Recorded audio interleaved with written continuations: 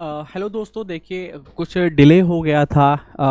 हमने अपना Indian polity, ancient medieval सब ख़त्म किया। मॉडर्न हिस्ट्री में डिले हो गया था, तो उसके लिए मैं माफ़ी चाहता हूँ। आइए हम बिना टाइम को वेस्ट किए, हमारे मॉडर्न हिस्ट्री का टेस्ट है, आइए हम इसके क्वेश्चंस को सीधा डिस्कस करते हैं। पहला क्वेश्चन है हमारा, विच of the following statement about the Portuguese. जो पुर्तगाली के बारे में पहला स्टेटमेंट है। ऑब्वियसली अगर आप सीक्वेंस देखेंगे तो सीक्वेंस भी क्वेश्चंस की उसी तरह से है जिस तरह से मॉडर्न हिस्ट्री चलती है आपकी। तो सबसे पहले जो पोर्चुगीज जो आए, सबसे पहले जो यूरोपियन इंडिया में आए थे वो थे पोर्चुगीज यानी कि पुर्तगाली। उसमें भी जो सबसे पहले थे वो थे वास्को डी गामा। अब यहाँ स्टेटमेंट देखते हैं, Portuguese were the first European to come to India and used Hooghly as a base for piracy. पहला स्टेटमेंट है, ठीक है, पढ़ लिया हमने। दूसरा देखते हैं, Francisco de Almeida captured Diu by defeating the allied forces of Turkey, Gujarat and Egypt. अब हम एनालाइज करते हैं। जो पहला स्टेटमेंट है, पुर्तगाली भारत को आने वाले यूरोपीय और उन्होंने हुगली, मतलब पहले यूरोपीय थे और हुगली को अपना बेस बनाया था, आधार नहीं मतलब बेस बनाया था उन लोगों ने। ये पहला स्टेटमेंट बिल्कुल सही है। दूसरा जो है, Francisco de Almeida captured Diu. Francisco de Almeida जो है, इनका पीरियड है 1505 से लेकर 1509। और जो हमने हिस्ट्री में पढ़ा है वो ये है कि जो द्यू को इन्होंने जीता था वो जीता था 1535 में। अब ये दोनों इन्फॉर्मेशन को आप जोड़ दीजिए तो यहाँ से बिल्कुल साफ साफ हो जाता है कि स्टेटमेंट गलत है। तो फ्रांसिस्को डी अल्माइडा जो है उन्होंने द्यू को नहीं जीता था। द्यू को जीता था 1535 में बाई किसने? न्यूनो डी कुन्हा ने। ओके, ये जीता था न्यूनो डी कुन्हा ने। अब इनके बारे में हम कुछ एक दो चीजें इंपॉर्टेंट देख लेते हैं। ये बिल्कुल सच्चाई है कि इन्होंने तुर्की, गुजरात और इजिप्ट की जो कंबाइंड फोर्सेस थी उसको हराया था। इनका जो था ना, बेसिकली वो था पानी के ऊपर कंट्रोल करने का, नेवल सुप्रीमेसी स्टैब्लिश करने का इनका काम था, नेवल सुप्रीमेसी। इसीलिए इनकी जो पॉलिसी थी उसको कहा जाता है ब्लू वाटर पॉलिसी। ये ब्लू वाटर पॉलिसी है जो इन्होंने फॉलो की, और इसी के ही तहत इन्होंने क्या किया, जो कंबाइंड नेवल फोर्सेस थी आपकी टर्की, इजिप्ट और गुजरात की, उसको इन्होंने हराया था। ये आपके पहले वॉइस रॉय थे। अब इनके बाद जो आते हैं वो दूसरे नंबर पर आते हैं अल बुकारकी का जो टाइम पीरियड है वो है आपका 1509 से लेकर 1515। अब देखिए, एक पॉलिसी होती है, जब पॉलिसी है पानी पे कंट्रोल करने की, ओशन को कंट्रोल करने की, तो ऑब्वियसली जब उसके बाद आए हैं, ऐसा नहीं कि डिसरप्शन ला देंगे, वो उसी चीज को फॉलो करेंगे। तो उसी को फॉलो करते हुए क्या था, इन्होंने भी ब्लू वाटर पॉलिसी को स्ट्रेंथन किया। और इसके तहत इन्होंने क्या किया, जो आज के टाइम में अगर आप देखें, जो स्ट्रेट हैं दो, स्ट्रेट ऑफ हॉर्मुज और स्ट्रेट ऑफ मलक्का, इन्होंने उन दोनों को कंट्रोल किया। हिंदी में उसको बोलते हैं जलडमरू मध्य, यानी कि जो मलक्का और जो हॉर्मुज है उन दोनों को इन्होंने कंट्रोल किया, यानी कि पानी के ऊपर अपने वर्चस्व को और बना लिया। इसीलिए अल-बुकारकी को यह भी कहा जाता है कि that he was the real founder और पोर्चुगीज एम्पायर इन इंडिया। पहले कौन थे वाइसरॉय, कौन थे? Francisco de Almeida. Real viceroy या रियल फाउंडर किसको कहा जाता है? अल-बुकारकी को। इनके बारे में एक और चीज बहुत इंपॉर्टेंट है, वो है 1510 में इन्होंने गोवा को जीता था। किसको जीता था? गोवा को। देखो, ये जो एक्स्ट्रा इंफॉर्मेशन बताता हूं ना, इसको ही आपको असल में याद रखना है। क्वेश्चन तो हर बच्चा देखेगा, है ना, डिस्कशन हर बच्चा नहीं देखेगा, और डिस्कशन जो देखेगा ना हर बच्चा लिखेगा नहीं, जो सच्चाई में बता रहा हूं आपको। तो जितने बच्चे भी इस चीज को लिख लेंगे ना, जितने बच्चे इस चीज को लिख लेंगे तो उनका बड़ा ये हो जाएगा। देखिए, मैं माफी चाहता हूं, अभी हमारे एक दोस्त है वली रहमानी साहब, उनकी कॉल आ रही है, तो मैं 1 मिनट में कॉल लेता हूं।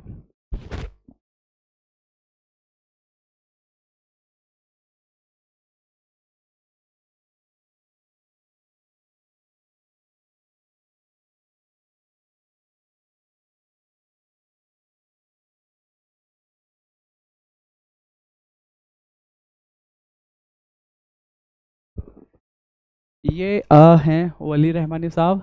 उम्र जितनी इनकी कम है, मतलब कद बहुत बड़ा है इनका, और इन्होंने एक ग्लोबल उम्मीद एकेडमी भी इस्टेब्लिश की है कोलकाता में अपने दम पर। आप इनके बारे में मैं क्या बताऊं, आप गूगल कर लेंगे तो आपको दिख जाएगा वली रहमानी के नाम से। तो ये हमारे साथ हॉस्टल में रहे हैं, तो बाई चांस आज बहुत टाइम के बाद इनकी कॉल आई है, तो बस माफ़ी चाहता हूँ इंटरप्शन। हाँ, तो हम थे पोर्चुगीज़ के ऊपर। तो सबसे पहले क्या था पोर्चुगीज़ में जो इस्टेब्लिश किया गया था कि सबसे पहले कौन आए थे, आपका पोर्चुगीज़ जो यूरोपियन थे। आने वाले जो शख्स का नाम था जिसके लीडरशिप में, वो थे Vasco D gamma. First vice Roy जो थे वो थे आपके फ्रांसिस्को डी अल्माइडा। इनकी थी ब्लू वाटर पॉलिसी। और जो रियल फाउंडर थे वो थे अल्बुकार्की। अल्बुकार्की ने 1510 में गोवा को जीता, 1511 में मलक्का को कंट्रोल किया और 1515 में होर्मुज को कंट्रोल किया। तो ये इन्होंने जो अपनी नेवल सुप्रीमेसी थी उसको और ज़्यादा इस्टेब्लिश कर लिया। तो यहाँ आंसर हो जाता है आपका ए। ये जो है ना दीव को जो जीता है वो जीता था 1535 में न्यूनो डी कुन्हा ने, तो इसलिए ये गलत है। चलिए चलते हैं अगले क्वेश्चन पर। अगला क्वेश्चन है हमारा विद रेफरेंस टू राजा राम मोहन रॉय। राजा राम मोहन रॉय के बारे में इनमें से कौन सा स्टेटमेंट है जो गलत है। He was given the title of raja by Shah Alam to.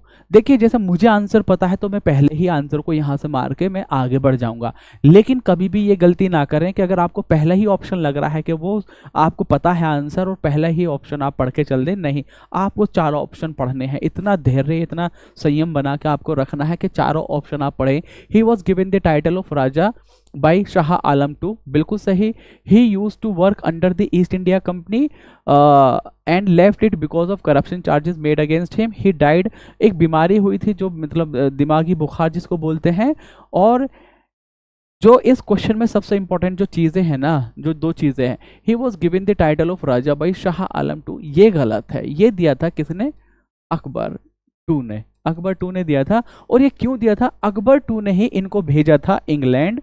अब मुगल किंग जो हैं जिन्होंने ये भेजा है इंग्लैंड, जो भेजा था जॉर्ज फोर्थ के पास कि भैया मेरी पेंशन यानी कि पैसों की दिक्कत हो रही थी, तो अपनी पेंशन की बात करने के लिए, अपने जो बात थी ना, अपने जो चैलेंजेस थे उनको अंग्रेज़ों के सामने रखने के लिए ऑब्वियसली आप किसको भेजेंगे, जो बहुत काबिल आदमी होगा।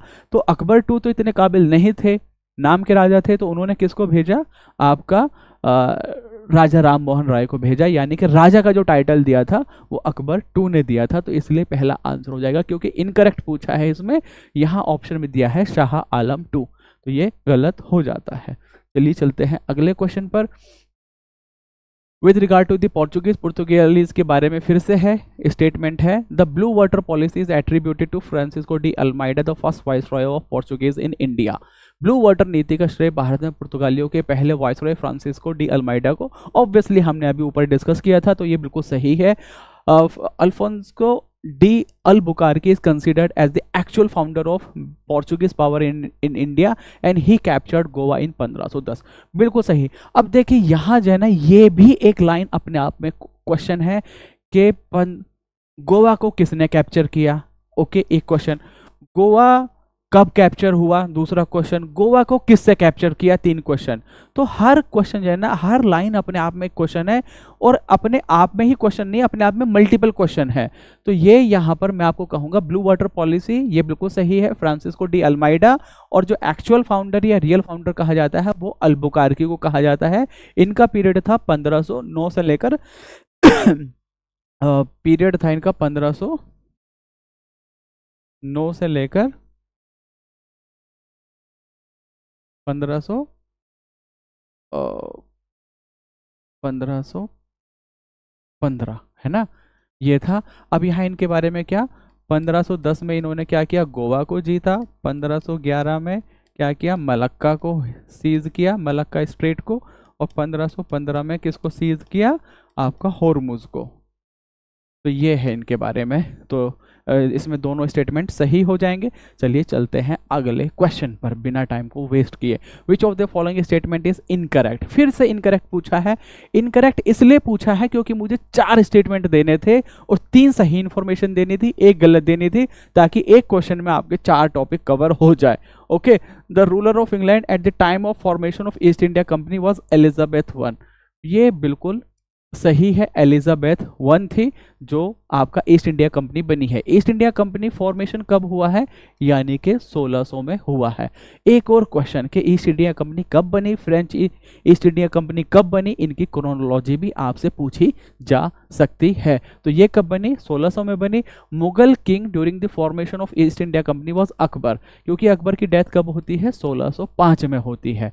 तो ये अकबर इस टाइम में थे, बिल्कुल सही, क्योंकि स्टैब्लिश कब हुई है, 1600 में हुई है। अगर क्वेश्चन ये हो जाए कि जो थॉमस रो थे या विलियम हॉकिंस जो थे वो अकबर के टाइम में आए, गलत, क्योंकि वो आए थे कब, 1608 में आया था। कौन, विलियम हॉकिंस, 1608 में। तो अकबर के टाइम में नहीं, जहांगीर के टाइम में आए थे। तो इस तरह से जो है ना आपको पैरेलल चीजें चलनी चाहिए कि ये भी हुआ, ये भी हुआ, ये भी हुआ, अब ये हुआ तो ऐसे हुआ, ये हुआ तो ऐसे हुआ, इन दोनों को मिलाया तो ऐसे हुआ। तो चीजें इस तरह से ही आपको याद रखनी है। Mughal king during the establishment of the first factory of east India Company was Jahangir, obviously Jahangir. तो पहली जो फैक्ट्री है, पहली जो फैक्ट्री है वो कब स्टैब्लिश होती है, 1613 में। 1613 में पहली फैक्ट्री स्टैब्लिश होती है। तो ऑब्वियसली कौन होगा, जहांगीर होगा। The first of the fort constructed by the British in India was fort William. अब देखिए जो फोर्ट है, फोर्ट के बारे में दो चीजें हैं जो पहले स्टार्टिंग के फोर्ट हैं। फोर्ट, एक तो फोर्ट विलियम हो गए और एक सेंट जॉर्ज हो गए। सेंट जॉर्ज कहाँ है, मद्रास में, और विलियम कहाँ है, कैलकाटा, कलकत्ता में। ओके, ये बनाया गया था 1639 से लेके 1640 के बीच में, और ये आपका 1796, 1700, हाँ 1796, 1896 नहीं, 1796, क्योंकि वायरलेस लेके टाइम में। ओके, तो एग्जैक्टली देखिए मैं डेट थोड़ा सा बता दूंगा, लेकिन हाँ इतना जरूर है, अर्ली 18th सेंचुरी, क्योंकि जब बन के जो स्टैब्लिश हुआ था शायद 1800 में बनकर ये खत्म हुआ था, स्टार्ट यहाँ से हुआ था। चलिए हम इस डेट को हटा ही देते हैं, डेट में आपको कंफर्म करके बता दूंगा। तो यहाँ जो कंफ्यूज किया गया है ना, बस आपको फोर्ट विलियम एट मद्रास नहीं, मद्रास में जो था वो था सेंट जॉर्ज। अब यहाँ अगर पूछ लिया जाए तो पहला कौन है, ऑब्वियसली ये है पहला, क्योंकि ये 1639 में हो रहा है, 1639 1640 में, ये लगभग 1800 के करीब में हो रहा है, तो ये बाद में है, और ये कहाँ है, कोलकाता में है, तो इसलिए ये गलत हो जाएगा। तो आंसर क्या हो जाएगा, डी आंसर हो जाएगा। तो क्वीन कौन थी, एलिजाबेथ थी। किंग कौन था, मुगल किंग अकबर था। जिसके टाइम में सबसे पहले वो आए वो कौन था, जहांगीर था। और जो कंपनी सबसे पहले स्टैब्लिश हुई थी वो थी आपका ये द फर्स्ट फोर्ट, जो पहला फोर्ट स्टैब्लिश हुआ वो कहाँ पर हुआ, मद्रास में, सेंट जॉर्ज के नाम से। ओके, अब जैसे एक और क्वेश्चन होता है जो ब्रिटिश फैक्ट्री के बारे में, ब्रिटिश फैक्ट्री के बारे में क्वेश्चन पूछा जाए, बच्चे कंफ्यूज होते हैं कि मसूलीपट्टनम है या सूरत है। अब देखिए ऐसा है, कंफ्यूजन आपको फिर भी होगी, मैं यहाँ थोड़ा सा ये क्लीन करके बताता हूँ। 1611 है और एक है 1613, यहाँ बनी मसूलीपट्टनम में, मसूलीपट्टनम, और ये बनी सूरत में। देखिए जो मसूलीपट्टनम वाली फैक्ट्री थी ना, ये थी टेम्पररी फैक्ट्री, और जो परमानेंट फैक्ट्री बनी है वो बनी है सूरत में। अगर क्वेश्चन पूछा जाए तो पहली जो कंस्ट्रक्शन था वो कहाँ हुआ, वो हुआ मसूलीपट्टनम में। लेकिन अगर जो फर्स्ट फैक्ट्री ही कही जाएगी ना, जो प्रॉपर तरीके से, वो 1613 माना गया है और आपका सूरत माना गया है। तो आप इसमें आंसर लेंगे, ये मैंने एक्स्ट्रा अलग से बताया है, बाकी डी इसका आंसर है। अब हम चलते हैं अगले क्वेश्चन पर। अगला क्वेश्चन है, with reference to the French East India Company, which of the following is incorrect? The French East India Company was formed। अब जैसे उसके बारे में हमने 4 स्टेटमेंट दिए, तो यहाँ भी हमने 4 स्टेटमेंट लिए हैं और इंटेंशनली लिए हैं ताकि फ्रेंच ईस्ट इंडिया कंपनी भी आपकी यहीं के यहीं खत्म हो जाए। पहली जो French India Company was formed in, ये कब बनी, पहला क्वेश्चन कब बनी, 1664 में। किसके टाइम पीरियड, मतलब किसने बनाई, कोलबॉट ने बनाई। और जो उस टाइम में French East India Company was constituted in the reign of Louis 14, वहां कौन है, एलिजाबेथ वन है। तो इस तरह से जो ना आप इस इंफॉर्मेशन को ऐसे भी लिख लेंगे, British East India Company and French East India company. Okay, कब बनी, 1600 में, कब बनी, 1664 में। किसके टाइम में बनी, एलिजाबेथ वन, और किसके टाइम में, लुइस 14। ओके, किसने बनाई, अब यहाँ कोलबॉट है, आप ब्रिटिश का भी देख लेंगे कि किसके टाइम में। अब यहाँ इसी तरह से आप इस चीज़ को कर लेंगे और ऐसे ही चीज़ें आपको याद रहती हैं। The French East India Company was sent an expedition to India under Francois Caron in 1667 AD. ये भी बिल्कुल सही है, 1667 में इंडिया के लिए एक एक्सपेडिशन सेंड किया गया था, ये स्टेटमेंट भी सही है। The first French East India Company in India was established in 1668 at Masulipatnam. यहाँ जो स्टेटमेंट है ये आप देखें कि ये क्यों गलत है। बेसिकली ये गलत इसलिए है क्योंकि ये 1668 में जो स्टैब्लिश किया गया था ये सही है, लेकिन ये यहाँ नहीं, सूरत में। अब अगर मैं आपको एक और चीज बताऊं, the first factory establish by British East India Company वो 1613 में, कहा, Surat. First factory establish by French East India Company कहा, मसूलीपट्टनम, और कहा 1668 में। तो ये आपका इसलिए स्टेटमेंट जो डी है वो गलत है। तो एक ही क्वेश्चन में देखिए मैंने फ्रेंच ईस्ट इंडिया कंपनी को कैसे, कब बनी, 1664 में। किसके द्वारा बनी, कोलबर्ट के द्वारा। किसके टाइम में बनी, लुइस 14 के टाइम में। ओके, इंडिया किसके, मतलब एक्सपेडिशन जो इंडिया जो एक भेजा गया, किसके अंडर भेजा गया, आपका फ्रैंकिस कैरन, 1667। पहली कंपनी कहाँ बनी, 1668, यानी कि सूरत में बनी, इसलिए ये स्टेटमेंट गलत है। तो इस तरह से आप इसको देख सकते हैं। तो यहां हम आगे चलते हैं, question number 6, which of the following statement about Tipu Sultan. अब जो टीपू सुल्तान है उनके बारे में कई सारे क्वेश्चन है इसमें, आगे हम देखेंगे। पहले यहां पर देखते हैं, he established embassies in the foreign countries on the modern line. ये इनके बारे में एक यूनिक फीचर है कि ये इन्होंने फॉरेन रिलेशन इस्टेब्लिश किए थे और बेसिकली उनके साथ जैसे जो ब्रिटिश के अगेंस्ट थे फ्रेंच, और ऐसे ही जो सोच वाले लोग थे, इनका टर्की में भी था, फ्रेंच में भी था, कई सारी जगह इन्होंने एम्बेसी अपनी खोली थी, यानी कि फॉरेन डिप्लोमेटिक रिलेशन थे। And he planted the tree at Dindigul in 1694। अब यहाँ जो है पहला स्टेटमेंट सही है, दूसरा गलत है, क्योंकि इन्होंने ट्री ऑफ लिबर्टी तो इस्टेब्लिश किया लेकिन डिंडीगुल में नहीं। डिंडीगुल में क्या थी, इनकी रॉकेट फैक्ट्री थी। रॉकेट फैक्ट्री, वही रॉकेट फैक्ट्री जिसका डिजाइन का फोटो आपके नासा के इंस्टीट्यूट में भी लगा हुआ है कि ही वॉज वेरी एडवांस्ड। जितना मतलब लोग सोचते हैं उससे भी काफ़ी एडवांस इनकी टेक्नोलॉजी थी उस टाइम में, रॉकेट बेस्ड टेक्नोलॉजी थी। तो डिंडीगुल में इनकी रॉकेट फैक्ट्री थी, ना कि ट्री ऑफ लिबर्टी लगाया था। ट्री ऑफ लिबर्टी लगाया था श्रीरंगापट्टनम में। कहाँ, श्रीरंगापट्टनम में, और टाइम पीरियड भी क्या था, 1694। और ये बेसिकली किसकी याद में, जो जैकोबियन जो क्लब इस्टेब्लिश हुआ था, जैकोबियन क्लब, आप देखेंगे फ्रेंच रेवोल्यूशन में एक चीज पढ़ेंगे, जैकोबियन क्लब, तो उनकी याद में इन्होंने ये लगाया था ट्री। तो इसमें आंसर हो जाएगा 1 ओनली। ओके, चलिए चलते हैं आगे। हर लाइन एक क्वेश्चन है यूपीपीसीएस का और बीपीएससी का, हर लाइन। एंग्लो मैसूर वॉर आप पढ़ेंगे, Anglo Mysore war, Anglo Nepal war, Anglo Burma war, Anglo Maratha war, तो इस तरह से बहुत सारे हैं। अब आप अलग अलग सोचेंगे तो आप हो जाएंगे कंफ्यूज। आपको जो है ना पहले तो ऐसे पढ़ना है, फिर आपको ऐसे भी देखना है कि एक टाइम में क्या क्या चीज़ें हो रही हैं, एक टाइम में कैसे निज़ाम अब इसके साथ है, कैसे निज़ाम उनके साथ पहुंच गए, कैसे मराठा इधर है, कैसे मराठा उधर है। तो हम पहले तो इंडिविजुअल चीज़ को देखते हैं, फिर हम उसको क्लब करके देखते हैं ताकि हमें हॉलिस्टिक पिक्चर समझ में आए। पहले हमने एक चीज़ देखी, फिर हमने दूसरी चीज़ देखी, फिर तीसरी चीज़ देखी, और फिर हम उन चीज़ों को क्लब कर देते हैं ताकि हमें एक हॉलिस्टिक पिक्चर समझ में आए। तो यहाँ हम देखते हैं, पहला ये है बेसिकली किस वॉर ने, मतलब किस ट्रीटी ने वॉर को ख़त्म किया। पहला जो है वॉर है वो स्टार्ट मतलब चला था 1767 से लेकर 1769 तक, टाइम पीरियड बिल्कुल सही, ट्रीटी ऑफ मद्रास। अब अगर यहाँ मैंने डेट नहीं लिखी है, इसका मतलब यही है कि उसने जब ख़त्म किया है तो वो यही होगी उसकी डेट, ट्रीटी ऑफ मद्रास ने इसको ख़त्म किया, बिल्कुल सही। ये इकलौती ऐसी ट्रीटी है जिसमें अंग्रेजों को टर्म डिक्टेट किए गए थे, अंग्रेजों को टर्म डिक्टेट किए गए थे और अंग्रेजों ने सारी शर्तें मानी थी। ये बहुत ही ह्यूमिलेटिंग ट्रीटी थी आपके अंग्रेजों के लिए, और ये किसने की थी, एक तरफ से हैदर अली और दूसरी तरफ से ब्रिटिश ईस्ट इंडिया कंपनी। तो ये 1769। अब दूसरी जो है ये आपका ट्रीटी ऑफ मैंगलोर 1784। अब 1784 के ही युद्ध के ही दौरान ऐसा बताया जाता है कि जो एक बीमारी थी कि शायद उसको कैंसर हुआ किसको, हैदर अली को, और ड्यूरिंग दी वॉर उनकी डेथ हो जाती है। अब इसी दौरान उनके जो बेटे हैं टीपू सुल्तान वो लीड करते हैं, लेकिन वॉर इनकॉन्क्लूसिव रहा, न तुम जीते न हम जीते, और इस तरह से इनकॉन्क्लूसिव रहा।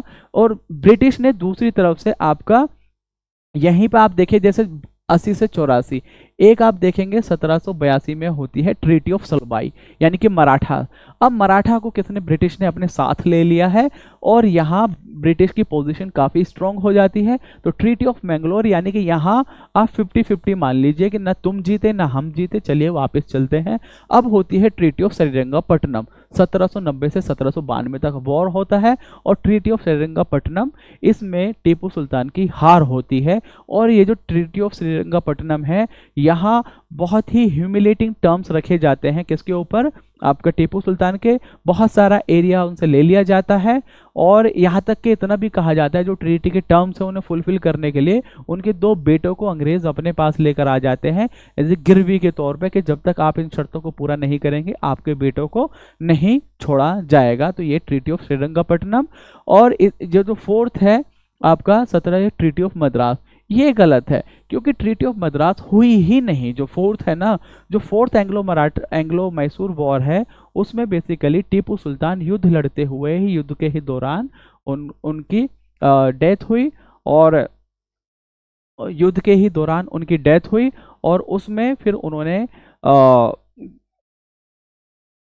तो इसमें कोई ट्रीटी नहीं हुई थी, इसमें कोई ट्रीटी नहीं हुई थी, युद्ध के ही दौरान इनकी डेथ हो गई थी, तो इसलिए 4th स्टेटमेंट गलत है।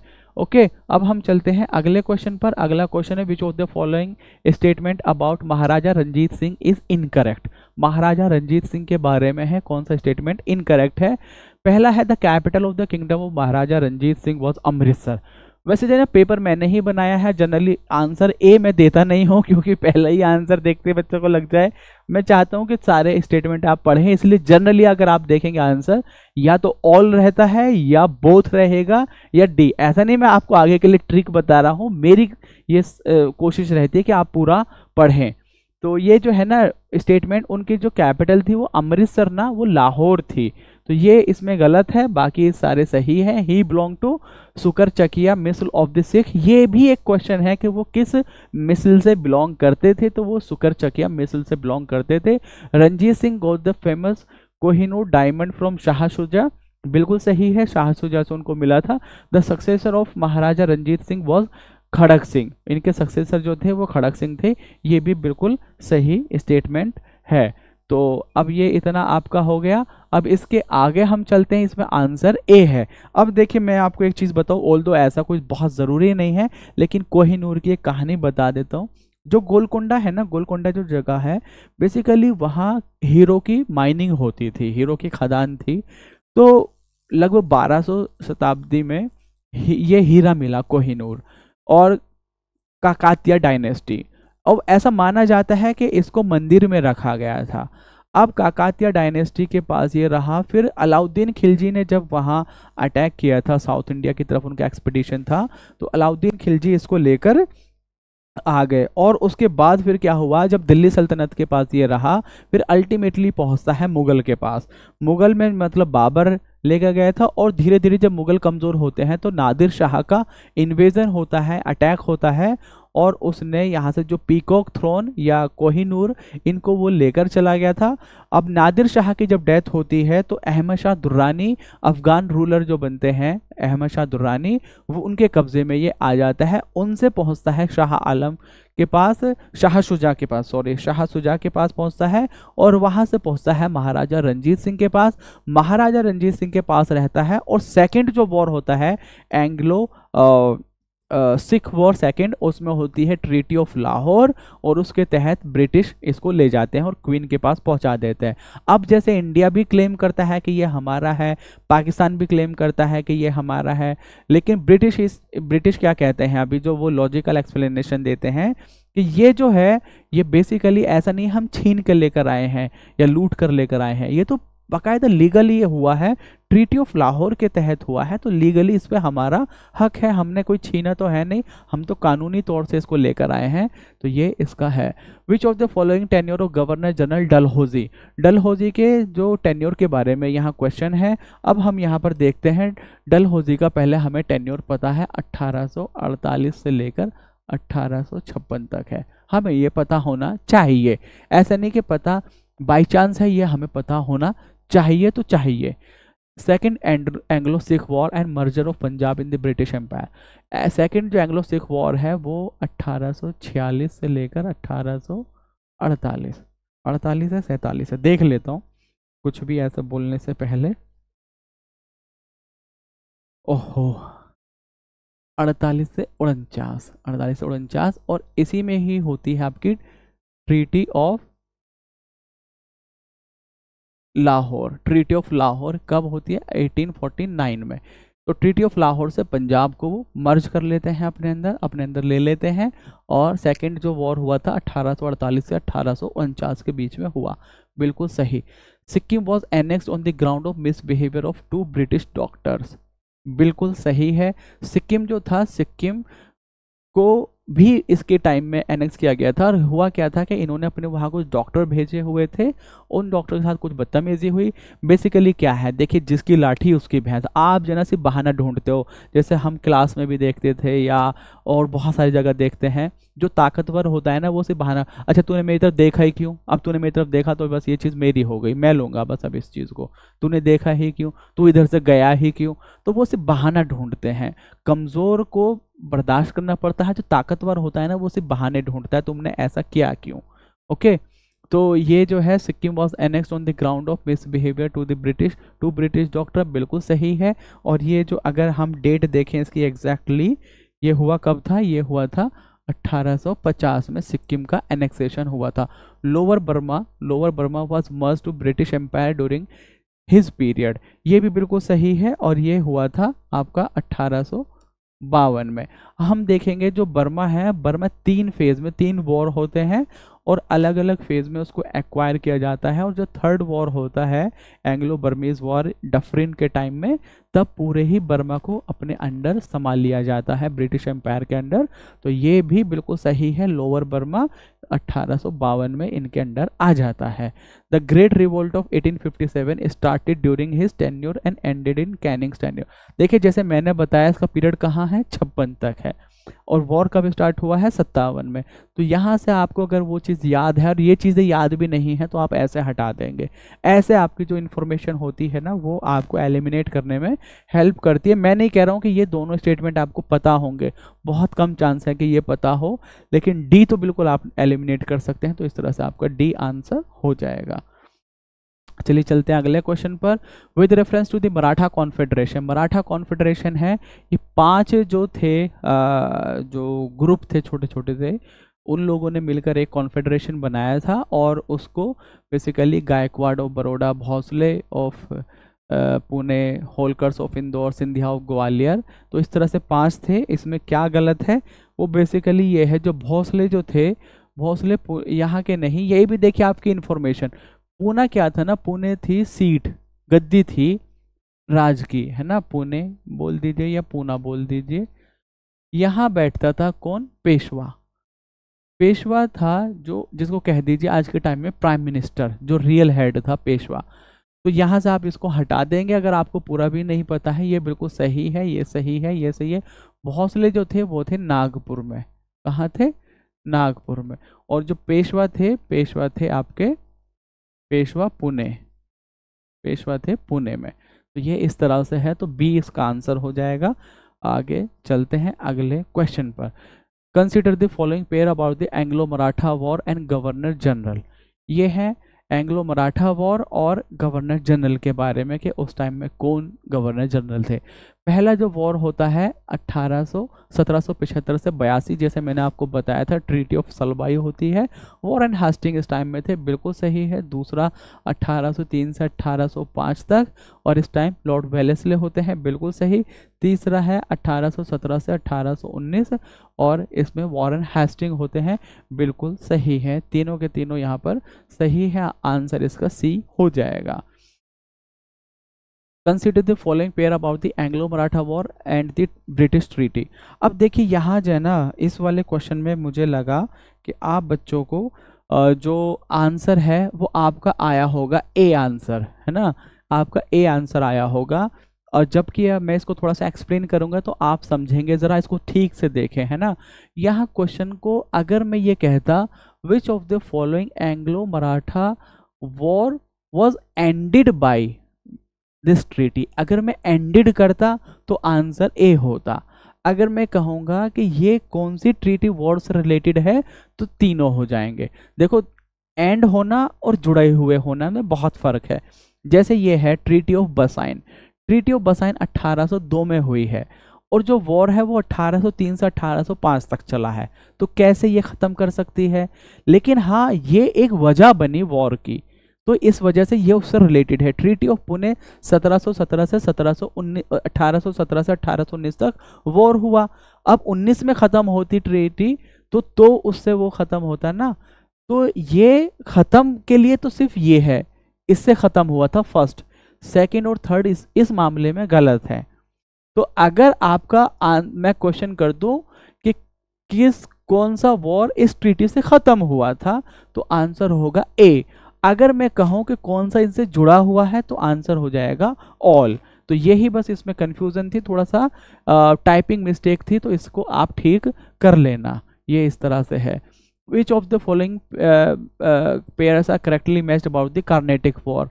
वॉर है, ईयर है, ट्रीटी है।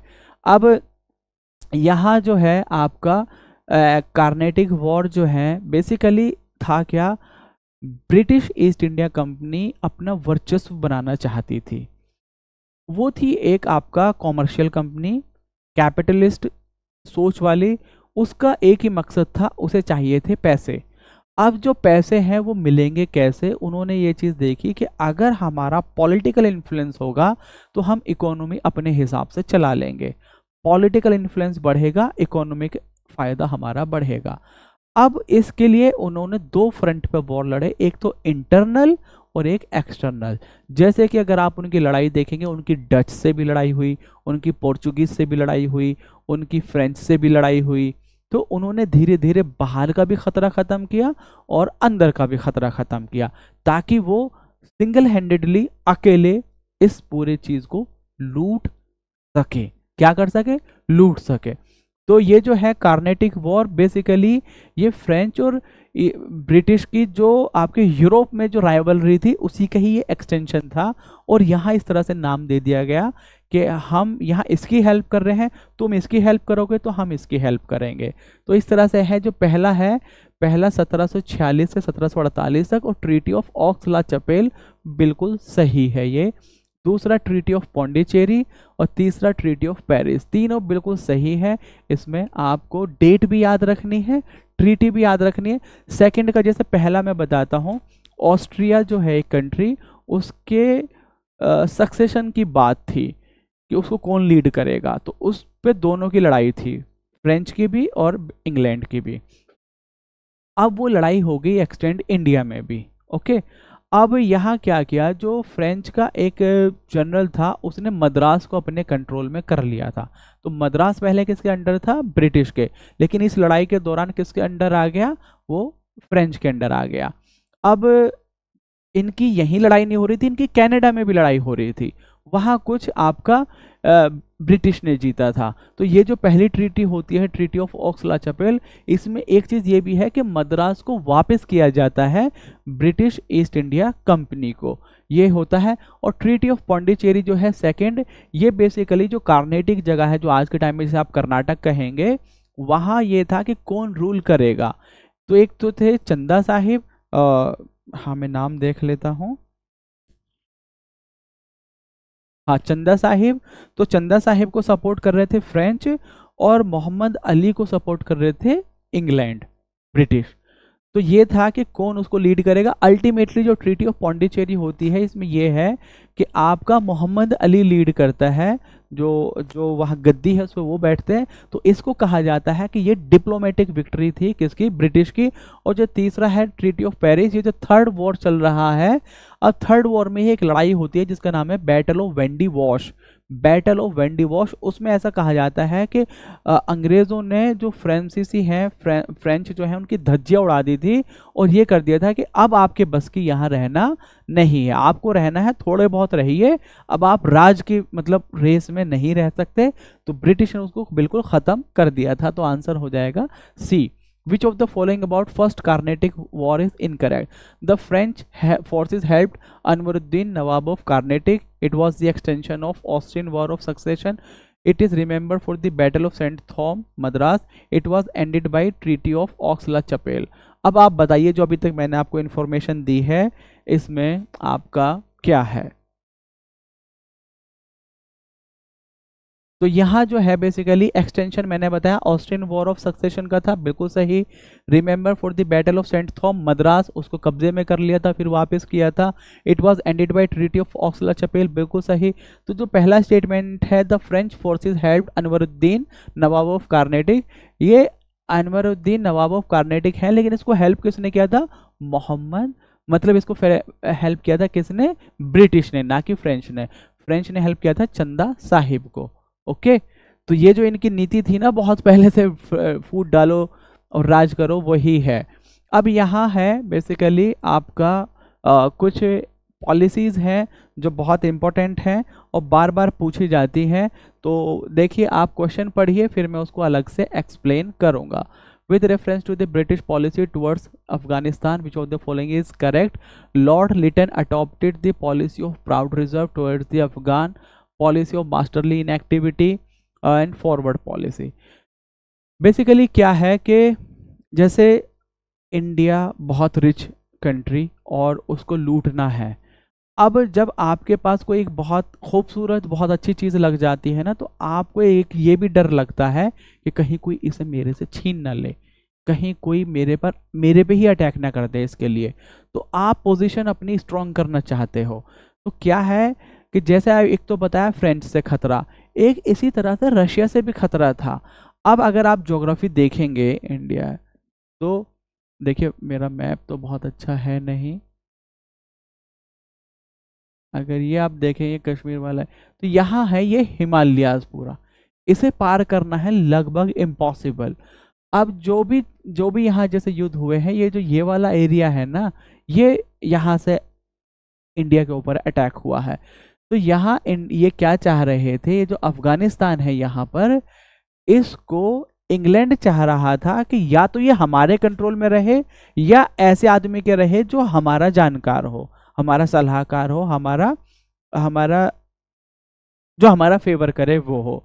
तो यानी कि एक रिजर्व बनाना चाहते थे, एक बफर स्टेट बनाना चाहते थे, ताकि अगर रशिया का अटैक हो तो उसको यहीं पर ही रोका जा सके, यहाँ इंडिया में आने की उसको ज़रूरत, मतलब उसे ना आने दिया जाए। अगर वो आ गया तो बहुत दिक्कत उनके लिए हो जाएगी। तो ये था, इसलिए अफगानिस्तान को कंट्रोल में करने के लिए बहुत पॉलिसीज़ आती रही। जैसे कि एक यहाँ, इसको छोड़िए, जो मैं बोल रहा हूँ अब वो देखिएगा।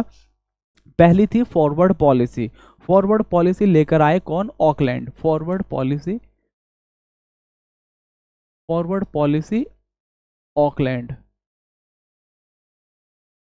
इसमें क्या था कि एग्रेसिवली आपको उस पर करना था, to install a friendly ruler in Afghanistan to counter the Russian influence. और इसी की ही वजह से है कि पहला एंग्लो अफगान वॉर हुआ था। दूसरी है मास्टरली इनएक्टिविटी। दूसरी क्या है? Masterly inactivity. इसमें यह है कि हम अननेसेसरली अफगानिस्तान के किसी भी मसले में हस्तक्षेप नहीं करेंगे जब तक कि बिल्कुल ज़रूरी ना हो जाए। तीसरा है पॉलिसी ऑफ प्राउड रिजर्व, यानी कि जो है उसे बस समेट कर रखना है, और ये लिटन के टाइम में थी। Display British strength and supremacy while keeping distance, और मतलब खुद को प्रोटेक्ट करके रखना था। और चौथी है रिन्यूड फॉरवर्ड पॉलिसी, ये कर्जन के टाइम में है, जो 1899 से 1905 तक रहा। और इसमें क्या था? ब्रिटिश डिमांडेड कि उनका कोई एक बहुत ख़ास आदमी, एनवॉय जो है वो कहाँ रहे? अफगान में रहे। और इसकी वजह से ही बेसिकली फिर होता है सेकेंड नहीं नहीं, सेकंड तो वो वॉर लिटन के टाइम में होता है।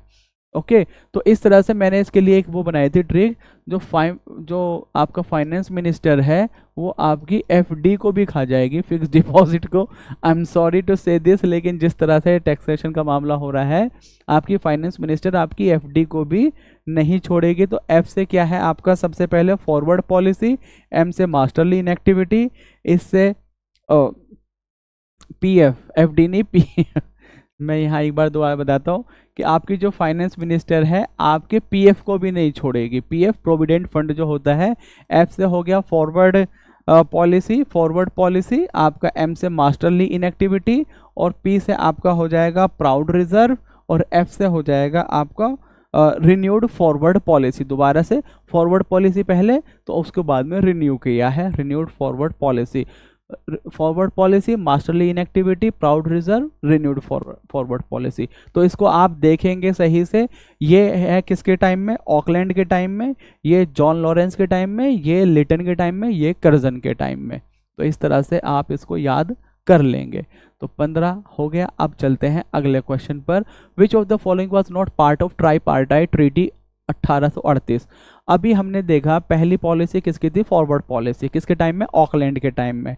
ऑकलैंड कब से कब तक गवर्नर रहा, वाइस गवर्नर जनरल या वाइस रॉय, 1836 से 42 तक। देखिए वाइस रॉय जो टर्म है वो तो 1857 के बाद आता है, अभी गवर्नर जनरल ऑफ इंडिया ही कहिए। अब ऑकलैंड ने क्या था, फॉरवर्ड पॉलिसी थी, और वो चाह रहा था कि उसको बफर स्टेट बनाकर रखे, तो अपने दोस्त को बिठाना चाह रहे थे। अब यहाँ दोस्त कौन है, दोस्त मोहम्मद है ना। अब ये दोस्त जो है ये ब्रिटिश का दोस्त नहीं है, ये रशिया का दोस्त है। तो ये थे ट्राईपार्टाइट में, कौन थे, governor general Auckland, Maharaja Ranjit Singh and Shah Shuja. तो ये चाह रहे थे कि हम शाह शुजा को बिठा दें, किसको हटा के, दोस्त मोहम्मद को हटाकर शाह शुजा को बिठा दें। तो दोस्त मोहम्मद एंटी पार्टी था, इसलिए वो ट्राईपार्टाइट ट्रीटी का पार्ट नहीं था। तो क्वेश्चन आता है ट्राईपार्टाइट ट्रीटी किसके बीच में थी, पहला क्वेश्चन। ट्राईपार्टाइट ट्रीटी कब हुई, दूसरा क्वेश्चन। ट्राईपार्टाइट ट्रीटी किसके अगेंस्ट थी, तीसरा क्वेश्चन। तो इस तरह से इसमें आंसर सी हो जाएगा। चलिए चलते हैं अगले क्वेश्चन पर। अब यहाँ है which of consider the following pair about the revenue system of the British.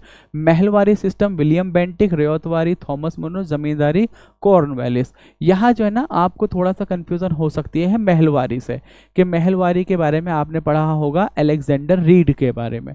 देखो अलेक्जेंडर रीड ने लेकर आया था इसको 1822 में, लेकिन जो इम्प्लीमेंट किया था सही तरीके से, जो इम्प्लीमेंट फॉर्मलाइज जो किया था, वो विलियम बेंटिक ने 1833 में ये बने थे गवर्नर जनरल ऑफ इंडिया। तो इन्होंने उसको फॉर्मलाइज किया था कब, 1833 में। तो ये आपका इस तरह से है, इसमें तीनों आंसर आपके सही हैं। Which of the following upheavals took place in Bengal immediately after the revolt of 1857। 1857 के जो संग्राम था उसके इमीडिएटली बाद इनमें से कौन सा रिबेलियन हुआ था, या कौन सा विद्रोह हुआ था, सन्यासी, संथाल, इंडिगो और पाबना। अब देखिए क्या है, जो सन्यासी है ये 1870 से लेकर लगभग 1800 तक चला है। ये कोई एक दिन का नहीं था, बहुत लंबा था, और बहुत छोटे छोटे लेवल पर ये चीज़ें होती रहती थी। तो ये था सन्यासी रिबेलियन। संथाल रिबेलियन जो है ये 1855 से लेकर 1856 के बीच में हुआ था। और जो इंडिगो है ये आपका 1859 इसमें हुआ, और पाबना जो है 1873-75 में हुआ था। तो आप इस तरह से इसको देख सकते हैं कि ये जो है आपका 1860,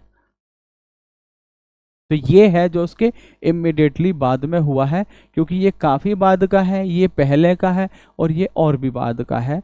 तो आपका इंडिगो रिबेलियन जो है वो इमिडिएटली बाद में हुआ था आपका 1860 में।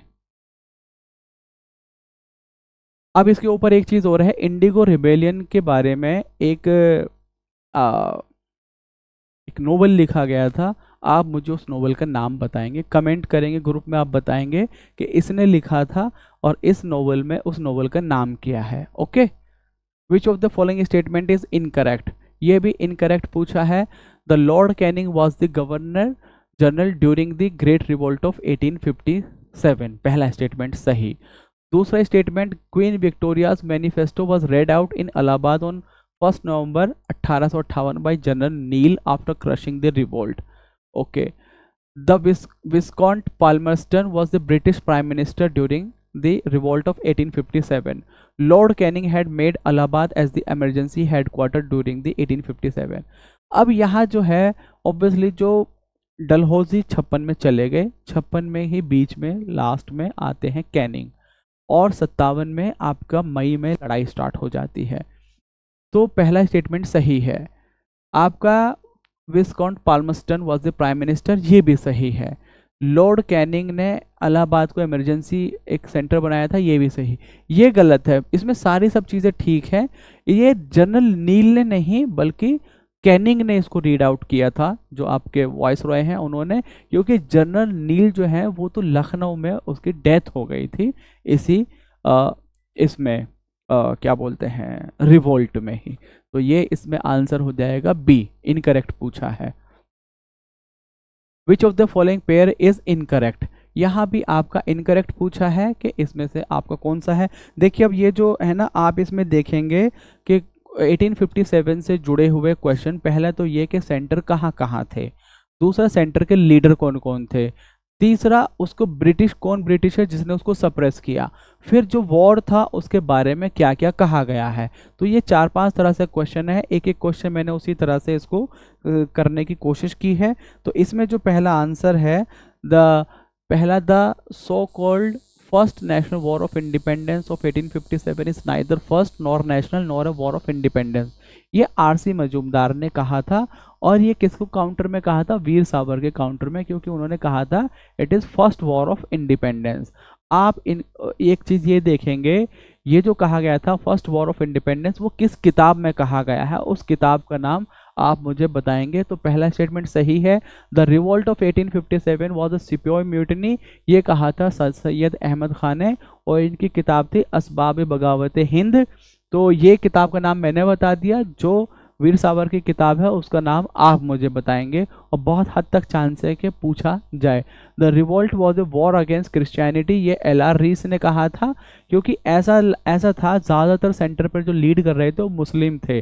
तो किसी ने ये भी कहा कि वॉर अगेंस्ट क्रिश्चियनिटी या war of clash of civilisation and barbarism, ये भी कहा था। ये यहाँ पे आंसर डी है, गलत है, ये आउटरेम ने नहीं कहा था। ओके, मैं इसकी एक लिस्ट आपको प्रोवाइड करा दूंगा, सेंटर, लीडर, सप्रेसर और उसके बारे में जो स्टेटमेंट है वो। तो आंसर यहाँ पर डी है, with reference to the place of revolt and British suppressor during 1857 which of the following is incorrectly matched. अब ये है इसमें आपका दिल्ली में निकोल हडसन, और एक थे निकोल हडसन हो गए, और एक थे आपके नहीं, बेसिकली ये जो है दो नाम है, निकोलसन एंड हडसन। तो ये दोनों थे, कानपुर में कॉलिन कैम्पबेल, लखनऊ में विंसेंट आयर और झांसी में ह्यू ग्रोव्स। ये आपने बहुत नाम सुना होगा, गलत इसमें यह है, लखनऊ में विंसेंट आयर नहीं थे, विंसेंट आयर थे आपके जगदीशपुर आरा में। ओके, तो यहाँ आपका सी आंसर हो जाएगा, लखनऊ में ये नहीं थे। अब 22 है, consider the following pairs about the place of revolt and British suppressor. ये फिर से वही, जगदीशपुर में आपका विलियम टाइलर, इलाहाबाद में कर्नल नील, फैजाबाद में कर्नल नील। तो यहाँ इसका आंसर आपका हो जाएगा डी, आंसर हो जाएगा, विलियम टाइलर थे और विंसेंट आयर, दो लोग थे जिन्होंने जगदीशपुर आरा को सप्रेस किया था। तो आंसर डी हो जाएगा। अगर मान लीजिए आपको कोई ऐसा आंसर है जो आपकी जो टेक्स्ट बुक है उसमें और यहाँ मिसमैच हो रहा है, तो यहाँ पर ज़्यादा यकीन कीजिए, क्योंकि कई बार क्या होता है, मान लीजिए मैंने कोई क्वेश्चन का मैंने आंसर मार्क किया, मैंने दिया, जो टीम में अपलोड कर रहे हैं फॉर एग्जांपल, अब क्या है कि जो अपलोड कर रहे हैं वो टेक्निकली उतने साउंड नहीं है, वो मतलब यूपीएससी से कहिए कि उतना ज़्यादा एक्सपीरियंस, तो कई बार क्या होता है जस्ट उन्होंने देखा और टाइप कर दिया। कई बार मान लीजिए ए और बी में कंफ्यूज हो गए, ऊपर वाले का टाइप कर दिया। तो मान लीजिए अगर कभी ऐसी कोई गलती होती है तो आप बिल्कुल बेझिझक पूछ सकते हैं, बता सकते हैं, कह सकते हैं, और अगर कभी कोई दिक्कत लगे तो आप सीधा यहाँ जो ये यहाँ बोला जाएगा ना उस पर ज़्यादा यकीन कीजिए। Which of the following British commander was defeated by Santhals in 1855? अब संथाल की जो लड़ाई हुई थी 1855-56 में हुई थी, सिद्धू कानू दो भाई थे, तो इन्होंने किसको हराया था, बेसिकली जो ये थे मेजर बरो को डिफीट किया था 1855-56 का जो था संथाल रिबेलियन में। With regard to the Kuka revolt के बारे में यहाँ भी मैंने एक ही इसमें बहुत सारी इंफॉर्मेशन देने की कोशिश की है। कुका रिवोल्ट के बारे में है, the origin of the Kuka had its roots in the religious purification of Sikhism, however later on it was transform into political movement. बिल्कुल सही है, पहले इनका था कि सिखिज्म को रिवाइव करना है, उसकी ओरिजिनल पोजीशन पर लेकर जाना है, इसीलिए इसको कहा जाता है कि ये वहाबिज्म से बहुत सिमिलर था, क्योंकि वहाबिज्म का भी क्या था कि मुस्लिम्स को, इस्लाम को रिवाइव करना है, प्यूरिफाई करना है। तो पहला स्टेटमेंट सही है। Guru Ram Singh was the leader of Kuka movement, बिल्कुल सही। The Kuka movement was quite similar with the Wahhabi. देखिए यहाँ ऑप्शन, ये स्टेटमेंट ही है, because centralize for purification of Sikh religion the Wahhabi movement was revival of Islam, बिल्कुल सही है। तीन स्टेटमेंट सही हो गए, तो चौथा गलत होगा। It was one of the major movement during the Gandhian period. अब गांधीयन पीरियड जो है वो तो 1515 से लेकर 1915 से लेकर उसके बाद का माना जाता है, और ये है 1850s का, तो ये बिल्कुल गलत है, इसलिए क्योंकि ये बहुत पुराना है। गांधीयन मूवमेंट 1915 से स्टार्ट होता है, तो डी इसमें आंसर हो जाएगा। Which of the following were associated with Mahatma Gandhi in south Africa. अब महात्मा गांधी और साउथ अफ्रीका के बारे में है, Natal Indian Congress was established in 1894, बिल्कुल सही है। 1894 में इसको एस्टैब्लिश किया गया था साउथ अफ्रीका में। दो फॉर्म उन्होंने एस्टैब्लिश किए थे, एक तो टॉलस्टॉय फॉर्म, इसके बारे में भी पूछ ले तो ये 1910 में बना था। फिनिक्स फॉर्म जो है 1905 में बना था। ओके, 1904 में बना था।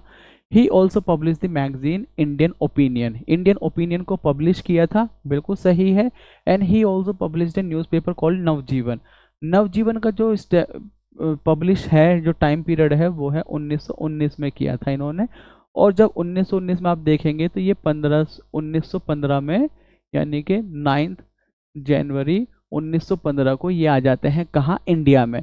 तो जब साउथ अफ्रीका को छोड़कर ही आ गए तो 1919 में वहाँ कैसे लिख सकते हैं, तो इसलिए 4 आपका गलत हो जाएगा। बाकी 1 2 3 ठीक है इसमें। अब यहाँ एक चीज़ और है, जिस दिन ये आते हैं इन्हीं की याद में बना जाता है प्रवासी भारतीय दिवस। अब पहले ये एनुअल होता था, अब ये हर 2 साल में होता है, 2 साल में, इसे बोलते हैं बाई एनियल। और इस बार हुआ है उड़ीसा में, तो आप इसका देखेंगे इस बार की थीम क्या है, मैं चलिए बता देता हूँ, contribution of diaspora in the विकसित भारत। तो ये है। आप इसमें एक चीज़ और देखेंगे कि जो आपका ये थे चीफ गेस्ट थे वो कौन थे, तो ये आपको देखना होगा। अब सारी चीज़ें मैं ही बताऊंगा तो काम ठीक नहीं होगा, तो इसमें 1 2 3 इसका आंसर हो जाएगा। चलिए मैं 2 मिनट ब्रेक लेता हूँ और अभी स्टार्ट करते हैं।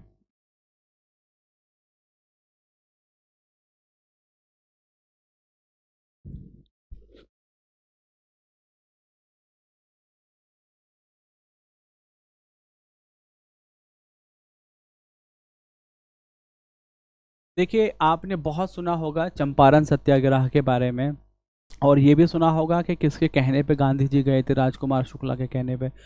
अब असल में जो वहाँ किसानों की जो दयनीय पोजीशन थी ना, उसको हाईलाइट करने वाले जो थे वो थे पीर मोहम्मद मुनिस। पीर मोहम्मद मुनिस ने ही लोकल लेवल पर वो न्यूज़ लिखी थी, जिसको राजकुमार शुक्ला ने भी पढ़ा, और फिर उन्होंने उस चीज़ को देखा, और फिर उन्होंने गांधी जी से रिक्वेस्ट की कि आप आइए इसको देखिए, और फिर गांधी जी ने अपनी एक टीम को भेजा, और फिर उसके बाद सत्याग्रह होता है आपका चंपारण।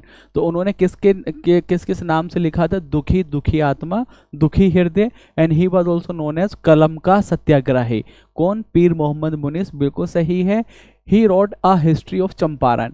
ये तीनों स्टेटमेंट सही है। जो तीसरा स्टेटमेंट है इसके बारे में मैं एक लाइन बोल देता हूँ, ये कहीं आपको सही मिलेगा कहीं गलत मिलेगा, लेकिन मैं कह रहा हूं आप इसे सही मानकर चलिए। हुआ क्या था, हिस्ट्री ऑफ चंपारण उन्होंने लिख दी थी, मैन्युस्क्रिप्ट तैयार थी, अब ये प्रिंटिंग के लिए जाते तो 1934 में अर्थक्वेक आया था, और अर्थक्वेक में ये किताब मतलब डिस्ट्रॉय हो गई थी मैन्युस्क्रिप्ट, और ये छप नहीं पाई थी। मतलब पूरी तरीके से, लेकिन उन्होंने लिख दी थी। तो he wrote a history of Champaran, लेकिन वो पब्लिश होके पब्लिक के पास नहीं पहुंची थी। तो इसमें आंसर हो जाएगा 1, 2 and 3। With regard to the individual satyagraha, अब क्या होता है, अगस्त ऑफर हुआ आपका 1940 में। अगस्त ऑफर में कुछ इंडिया को ऑफर किया गया, बेसिकली इंडिया का सपोर्ट चाहिए था सेकेंड वर्ल्ड वॉर में। ओके, इंडिया पहले से ही नाराज था क्योंकि इंडिया को पार्टी डिक्लेयर कर दिया था बिना इंडिया को कंसल्ट किए हुए, और उसी के ही बदले में उन्होंने अपनी गवर्नमेंट से रिजाइन कर दिया था, जिसको बाद में जिन्ना ने कहा था डे ऑफ डिलीवरेंस। ओके, तो यहाँ क्या हुआ, अब गांधी जी का कहना यह था कि भाई हमें मूवमेंट करना है, लेकिन हम नहीं चाहते मास मूवमेंट करें अभी। तो उन्होंने कहा था इंडिविजुअल लेवल पर कहा था। तो अब इंडिविजुअल लेवल पे जो पहले सत्याग्रही थे वो थे विनोबा भावे, बिल्कुल सही। दूसरे पंडित नेहरू, बिल्कुल सही। तीसरे ब्रह्मदत्त। तो वी यानी कि विनोबा भावे, पंडित नेहरू एंड ब्रह्मदत्त।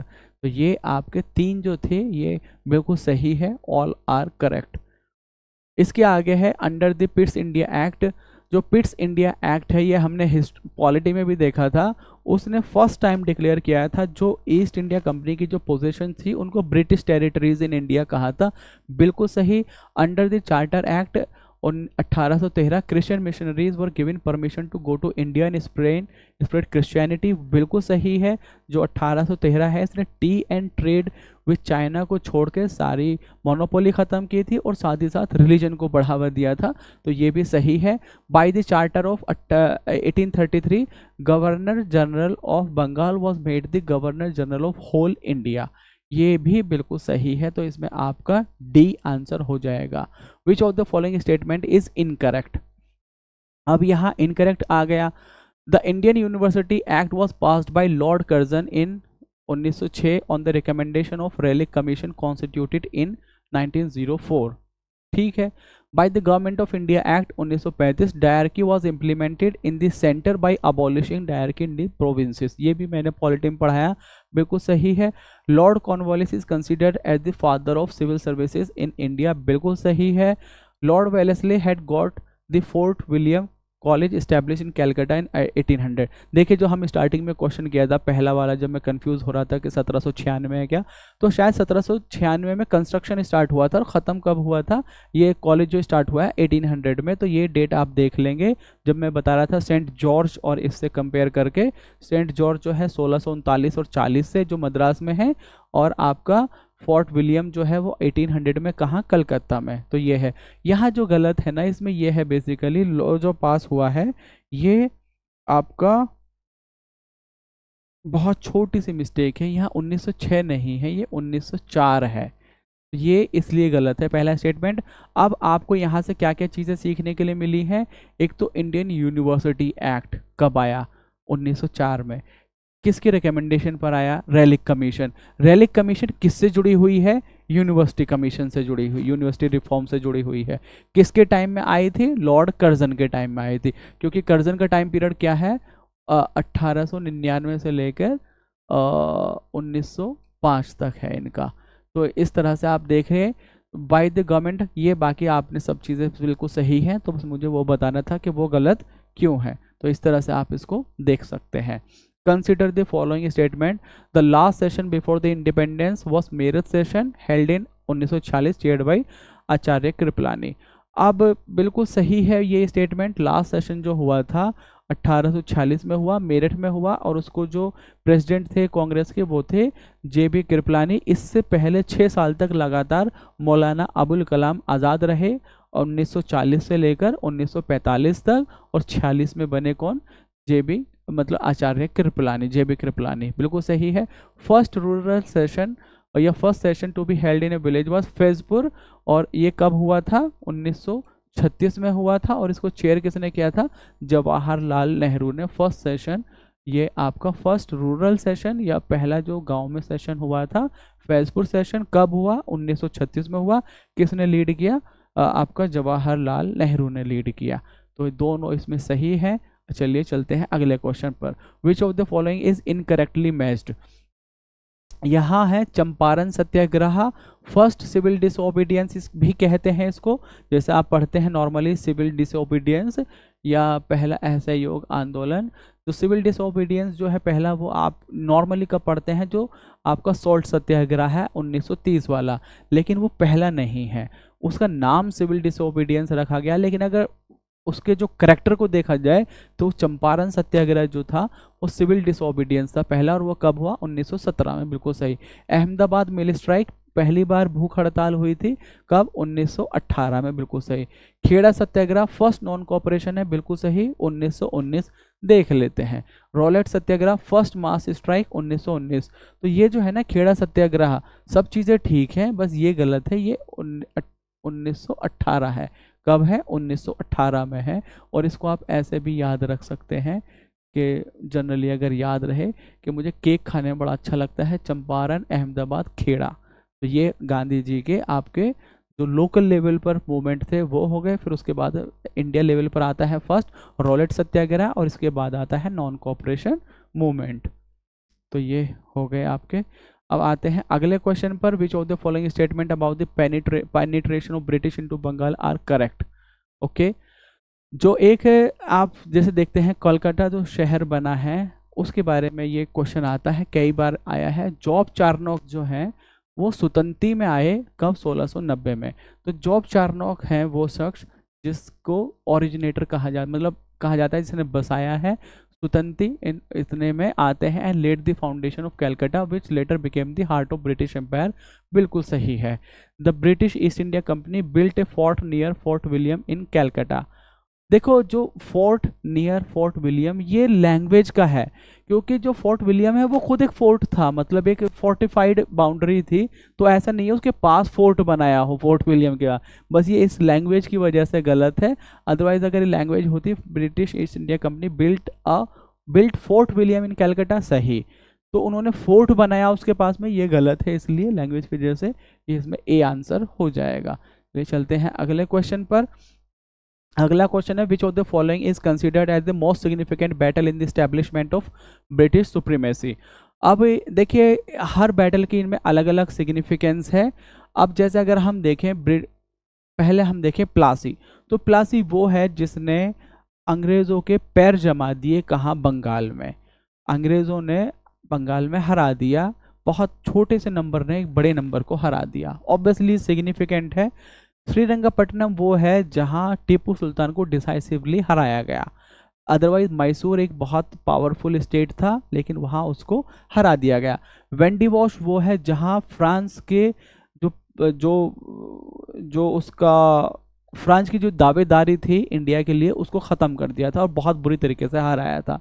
लेकिन बैटल ऑफ बक्सर को कहा जाता है मोस्ट इंपॉर्टेंट, वो इसलिए कहा जाता है, आप यहाँ देखें, यहाँ नवाब से लड़ाई हुई है, यहाँ आपके मैसूर से लड़ाई हुई है, यहाँ आपकी फ्रेंच से लड़ाई हुई है, यहाँ आपकी Mughal king Nawab of Awadh, Nawab of Bengal, यानी कि जो मोस्ट पावरफुल जो पोजीशन हो सकती थी ना उस टाइम में, उसके अगेंस्ट लड़े थे और उसे भी हराया था मेजर हेक्टर ने। तो ये बेसिकली इसलिए कहा जाता है कि बैटल ऑफ बक्सर जो है वो थी वो लड़ाई जिसने पूरा सिस्टम ही चेंज कर दिया था। तो इसमें आंसर ए हो जाएगा इसमें।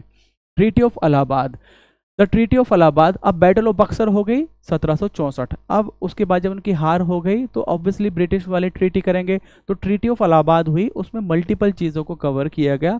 बेसिकली जैसे कि शाह आलम टू जो थे, जो मुगल एम्पायर के, उसको क्या होगा, नवाब के साथ क्या होगा, तो इस तरह से अवध का जो नवाब है उसके साथ क्या होगा, जो मीर कासिम है उसका क्या, तो नवाब बंगाल जो है उसका क्या, तो इस तरह से ये सारी चीज़ें हैं।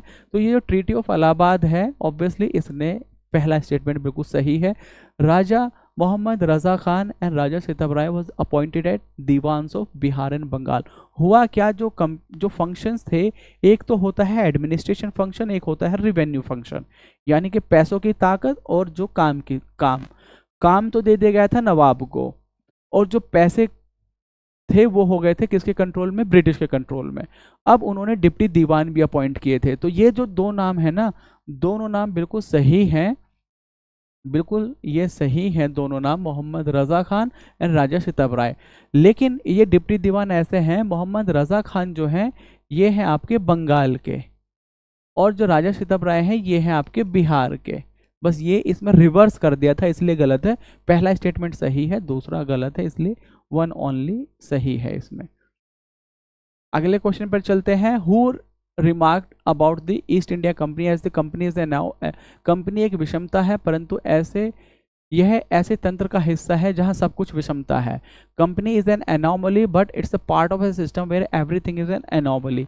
एक स्टेटमेंट है, कुछ क्वेश्चन आ जाते हैं इसलिए स्टेटमेंट वाला दिया, जैसे कि Congress is a microscopic minority, या फिर ऐसा कहा जाता है कि ब्रिटिश इज ए स्टेराइल, मतलब उसको स्टेराइल गवर्नमेंट कुछ बोला था गांधी जी ने, और या फिर ऐसा कहा जाता है कि तो कुछ कुछ स्टेटमेंट है, जैसे कि डफरिन ने कहा था Congress is a microscopic minority. तो ये स्टेटमेंट कुछ कुछ हमें याद रखने हैं। तो ये भी है, ये किसने दिया था, टीबी मकॉले ने दिया था, और मकॉले जो थे वो आपके लॉ मेंबर थे, किसके, आपके जो एग्जीक्यूटिव काउंसिल थी उसके, और इन्होंने ही मकॉले मिनट, जिसकी वजह से इंग्लिश को प्रेफरेंस दी गई थी ओवर क्या, आपका जो ओरिएंटल लैंग्वेज है। ये बहुत ही इंपॉर्टेंट है, बहुत बार आता है क्वेश्चन, बहुत इंपॉर्टेंट है, बहुत बार आता है। और ये किसका है, आपका जो डॉक्ट्रिन ऑफ लैब्स है, डॉक्ट्रिन ऑफ लैब्स आपका लेकर आते हैं डलहौजी। और डलहौजी का क्या था बेसिकली डॉक्ट्रिन ऑफ लैब्स में, या लैब्स का जो सिद्धांत है, हड़प की नीति भी कहा जाता है इसे। इसमें बेसिकली ये है कि अगर आपकी कोई अपनी औलाद, अपना बेटा नहीं है, तो आप जो एडॉप्टेड बेटा है उसको आप अपना वंशज नहीं बना सकते, आप उसे अपना वंशज नहीं बना सकते, ये उनका कहना था अंग्रेज़ों का। तो इसमें कुछ स्टेट हैं जिसको उन्होंने इस हड़प की नीति के तहत कंट्रोल किया था, और ये भी एक बहुत बड़ी वजह थी जो 1857 के रिवोल्ट में। तो यहाँ कई उसकी क्रोनोलॉजी पूछता है, इसमें कई सारे हुए थे। इसमें सबसे पहले तो थे आपके सतारा, जैतपुर, सतारा, जैतपुर, संबलपुर, सतारा, जैतपुर, संबलपुर, बगैत, उदयपुर,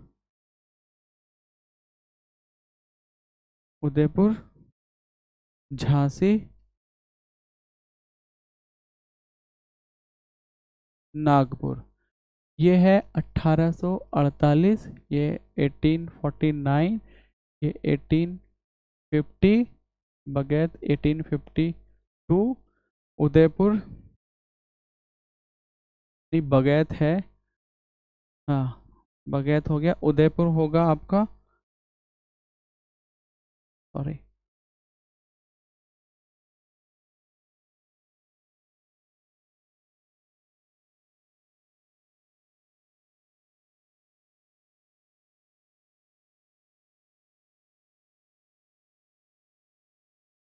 देखो सतारा जो है ये हो गया आपका 1848 में, जैतपुर हो गया 1849 में, संबलपुर 1849 में, बगैर जो है 1850 में, उदयपुर 1852 में, झांसी 1854 में, और आपका नागपुर 1854 में।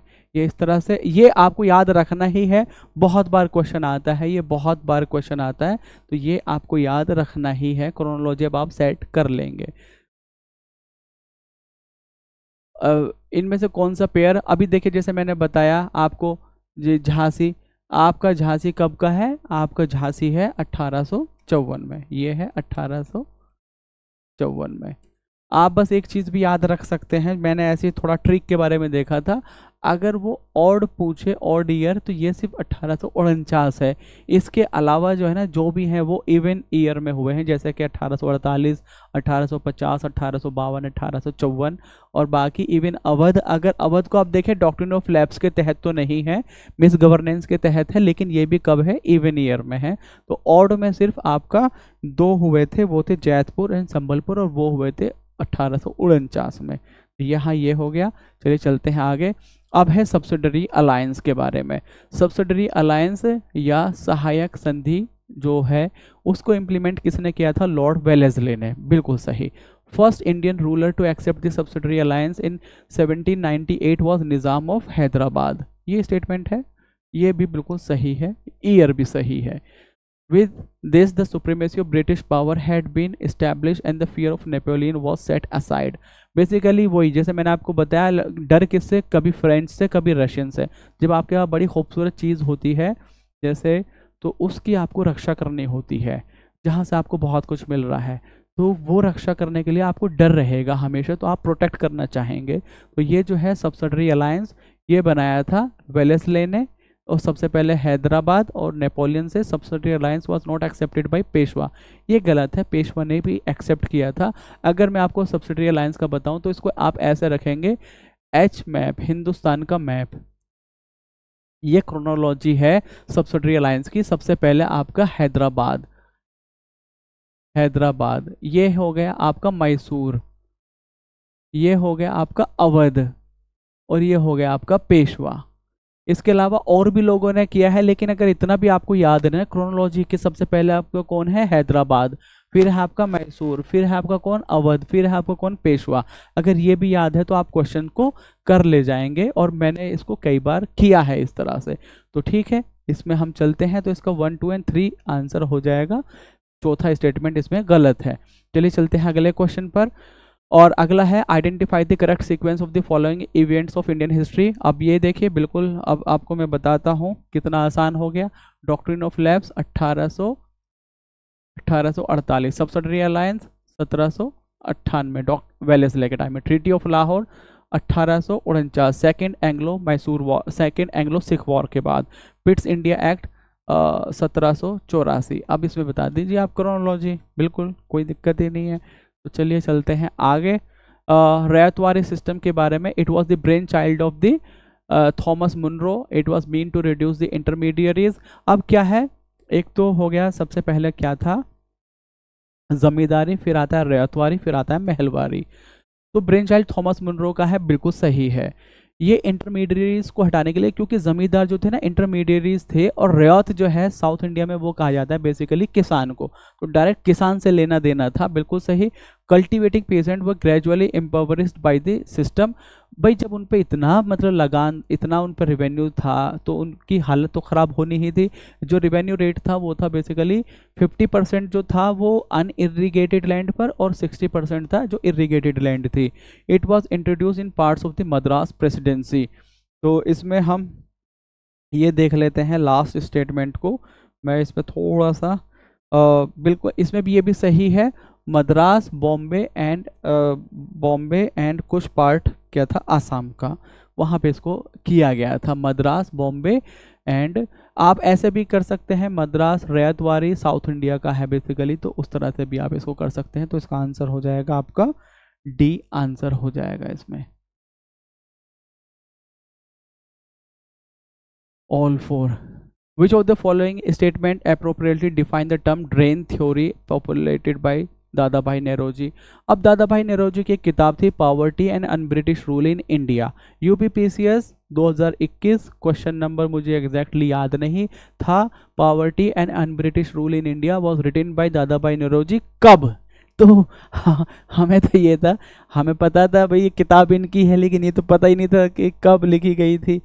तो ये भी वहाँ हमें लगा एकदम यॉर्कर आप एक्सपेक्ट कर रहे थे, बाउंसर आ गया, बाउंसर एक्सपेक्ट कर रहे हैं, यॉर्कर आ गया, तो ऐसे क्वेश्चन आ जाते हैं। अब ऐसा नहीं है कि हर किताब की आप डेट याद करने लग जाए। ये जो है क्या है, that part of the India's national wealth और total annual product must be exported to Britain for which India got no material return. Basically देखिए, और जो स्टेटमेंट है ना, जब आप सारे स्टेटमेंट पढ़ेंगे तो लगभग सभी सही हैं। जो सबसे अप्रोप्रिएट है वो है आपका ए। लेकिन अब इसमें है क्या, बेसिकली आपका इसमें है ड्रेन ऑफ वेल्थ, वो है जो आपका चला गया और उसके बदले में आपको कुछ नहीं मिल रहा। आपके यहाँ से चला गया वो, और बदले में आपको कुछ नहीं मिल रहा, तो वो था धीरे धीरे आपकी वो इनकम जाए जा रही थी वहाँ पर, जो आपके रिसोर्सेज हैं, और आपको कुछ नहीं मिल रहा था, इसीलिए आपकी रिसोर्सेज ड्रेन होती जा रही थी, आप गरीबी की तरफ बढ़ते जा रहे थे। यहाँ है इनकरेक्ट पूछा है, कुछ कमीशंस और उनके बारे में। जो व्हेटले कमीशन है ये to suggest the measure for labour welfare, बिल्कुल सही है। और व्हेटले कमीशन जो है, यहाँ मैं एक चीज़ लिख देता हूँ, इसका पीरियड 1920 और 21 में है। ये क्या पता क्रोनोलॉजी पूछ ले। स्ट्रेचे कमीशन जो है ये है आपका फेमाइन कमीशन, फेमाइन से रिलेटेड, और इसी ने फेमाइन कोड को इस्टेब्लिश किया था 1883 में, और ये 1879 से 1883 के बीच में ये इस्टेब्लिश हुई थी स्ट्रेचे कमीशन। फिर है हंटर कमीशन। हंटर कमीशन जो है एजुकेशन से जुड़ी हुई है, बिल्कुल सही है, और ये बनी थी 1882 में, 1882 में। अब इसके अगला जो है, ऑब्वियसली जब 3 सही है तो चौथा ही देखते हैं, Hartog commission. Hartog commission to suggest the measure for the improvement in the Indian railway. ये गलत है, यहाँ इंडियन रेलवे पहला तो ये कि ये बनी थी 1929 में, और ये बनी थी एजुकेशन रिफॉर्म्स के लिए। किसके लिए? एजुकेशन रिफॉर्म्स के लिए। तो ये इसलिए ये गलत है, तो इसका आंसर हो जाएगा डी। चलिए चलते हैं अगले क्वेश्चन पर। The with reference to the history of India, Ul Gulan. Ul Gulan UPSC question, UPSC 2019 उसमें पूछा गया था, Ul Gulan the great tumult description of which of the following event. ये बेसिकली है आपका जो बिरसा मुंडा है उससे जुड़ा हुआ। अब यहाँ देखिए आप, इसमें क्वेश्चन में अच्छी बात क्या है, रिवोल्ट, ये मोपला रिबेलियन, ये डेट भी दी है। मोपला रिबेलियन कब? इंडिगो रिवोल्ट 1859 से 1860। देखिए जब मैं वो क्वेश्चन लिख रहा था वहाँ के 1857 के इमीडिएटली बाद क्या हुआ है, पहले मैंने लिखा था 1859 और फिर मैंने उसको काट के किया था 1860, क्योंकि मुझे हल्की सी डाउट थी। लेकिन ये बड़ा ही अच्छा किया, ये कमीशन के ही साइड से है और इसने दोनों चीज़ों को माना है कि इन दोनों ईयर्स के बीच में ये रहा है। तो ये हो गया बिरसा मुंडा का रिवोल्ट 1899 से 1900 तक के। तो इसका आंसर हो जाएगा आपका डी। ओके, चलिए चलते हैं अगले क्वेश्चन पर। Which of the following pair is incorrectly matched. इनमें से कौन सा है जो इनकरेक्टली मैच्ड है? कुकी रिवोल्ट है आपका मणिपुर एंड त्रिपुरा, कुका रिवोल्ट है आपका पंजाब, और पावना रिवोल्ट है वो है आपका आंध्र प्रदेश, और बिरसा मुंडा है झारखंड। तो ये आप जो ये है पावना जो है, पावना वो आंध्र प्रदेश में नहीं है, ये है आपका बंगाल में पावना। और ये कब हुआ है? ये हुआ है आपका 1873-75 के करीब में पावना रिवोल्ट हुआ है, और कहाँ है? बंगाल में हुआ है ये।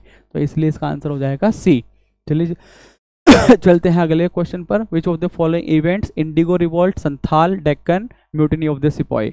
अब ये देखिए कितनी बार मैंने आपको पढ़ा दिया है, बस ये रटवाने हैं बेसिकली मुझे। 1857 ओके, संथाल रिबेलियन 1855, 1856 ये बता दिया। इंडिगो रिवोल्ट अभी आपकी बात हुई थी 1859 से 1860। अब मैं कह रहा हूँ अभी आपको ये नहीं पता है, अभी आप क्रोनोलॉजी देखिए और देखिए इससे क्या आप आंसर बना सकते हो। वैसे डेक्कन रॉयट्स जो हैं ये आपकी 1875 में हुई थी, तो अब आप इसे कर लेंगे। अगर ये पता नहीं होता तो भी आप इसको सही कर लेते अगर इतनी इन्फॉर्मेशन भी है। अब फिर से देखिए आपका पापना रिवोल्ट अभी मैंने बताया, बंगाल इंडिगो रिवोल्ट आपका ये अब ये बताया, जैंतिया रिबेलियन ये।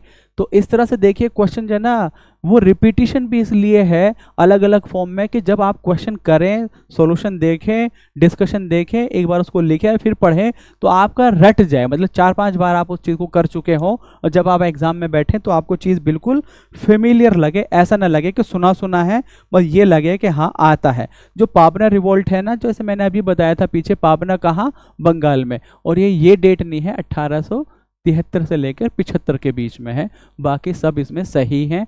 इंडिगो रिवोल्ट, जैंतिया रिबेलियन, रंपा रिबेलियन और आपका पाबना 1873 से 75, इसलिए ये गलत है। इन बीच 1856 में विच of the following acts were passed, इनमें से कौन से एक्ट हैं जो पास्ड हुए थे। अब अगर ज़्यादा कुछ भी नहीं पता है आपको, देखिए मैं थोड़ा सा इसको पहले ऊपर करता हूँ, हो सकता है आप इसे खुद ही कर दें। अगर आपको ज़्यादा कुछ भी नहीं पता है, इतना तो पता है सती जो है वो 1829 में हुआ था, ये तो बहुत ही फेमस है, ये विलियम बेंटिक के टाइम में। अगर हम इसको देखें तो हमारा ये गया, अभी पूरा आंसर नहीं आया है। अब एक भी कॉमन है, 3-3 भी कॉमन है, 4-4 भी। ओके देखते हैं। डॉक्ट्रिन ऑफ लैप्स ये हमें पता है, ये कब है? 1848 में आई थी। किसके टाइम में? आपका डलहौजी के टाइम में। रही है 56 तक, 1856 तक रही है, लेकिन आई कब है? तब है। रिलीजियस डिसेबिलिटीज एक्ट 1856 बिल्कुल सही। हिंदू विडो रीमैरिज एक्ट 1856 बिल्कुल सही।